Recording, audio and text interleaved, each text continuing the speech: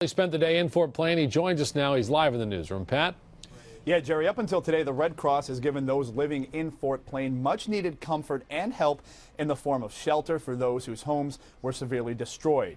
Well, today the agency turned its focus to those doing everything that they can to repair and keep their homes. Let me get you another case of water. All right, so Gator, you come over and help me with the Gator there, okay? A few bottles of water, a cooler, a shovel, and some bleach. All everyday items that most take for granted. But on this day in Fort Plain, they are a lifesaver to many still trying to clean up their lives. Long days, a lot of work to try to save my house. I mean, I want to stay there and I want to keep it. So it's been pretty much 5 o'clock to about 11 every day, cleaning and trying to get back in there. What's the cleanup like on day 8, as much as on day 1? Exactly, yeah. Red Cross officials say they don't know how many people had homes damaged, but their job is to be there for the ones who did and want the help. They have been through this before, so they were prepared for what was needed. I also spent some time on the ground in Schoharie, and that's probably the closest comparable incident that I could compare it to.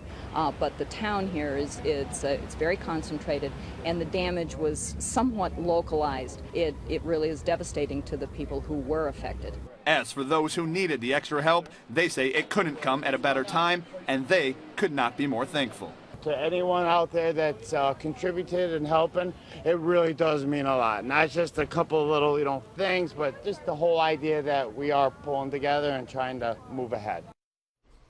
Now, as I said, the Red Cross has been there really since day 1, helping all the victims. For those whose homes were either literally washed away or are now condemned, a shelter is set up, and I'm told between 50 and 90 people stay there every night. So point is, Jerry, in a nutshell, still a lot of work that needs to be done. Yeah, Pat, you talk about a lot of work to be done. We said at the beginning of the newscast, some people seeing no end in sight. From what you're able to see today, what kind of progress is being made? Are they making some? Well, the short answer is essentially yes, but not really, depending on who you ask. In fact, one person told me they still have 2 weeks of cleanup ahead of them. That's their projection. One man told me he doesn't expect to have electric hooked back up for, get this, 3 months. Now, the problem is there's a deadline looming for these residents to have debris hauled away for them by the village. After next week, it will be on the homeowner to do it themselves. Tonight at 6:30, I'll have a reaction to that, as some say they simply cannot take care of it themselves. All right, Pat, thank you for that report.